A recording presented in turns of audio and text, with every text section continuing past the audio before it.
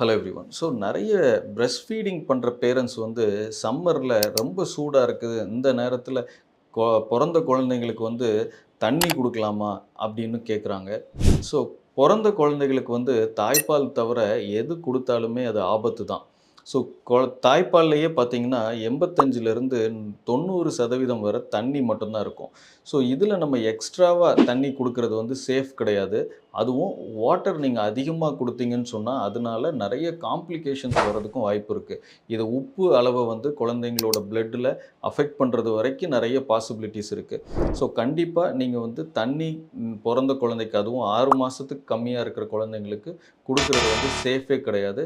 தாய்ப்பால் குடுக்குறத வந்து கொஞ்சம் அதிகப்படுத்திக்கிறது, கொஞ்சம் ஃப்ரீக்வென்ட்டா குடுக்குறது, டீஹைட்ரேஷன அவாய்ட் பண்றது மட்டுமே தாராளமா போதும். எவ்வளவு சூடு இருந்தாலும் குழந்தைகளுக்கு வந்து தனியா நீங்க தண்ணி வந்து சூடுக்காக குடுக்குறது அப்படிங்கிறது வந்து ரெக்கமெண்டடோ, அட்வைசபிள் கிடையாது. Thank you.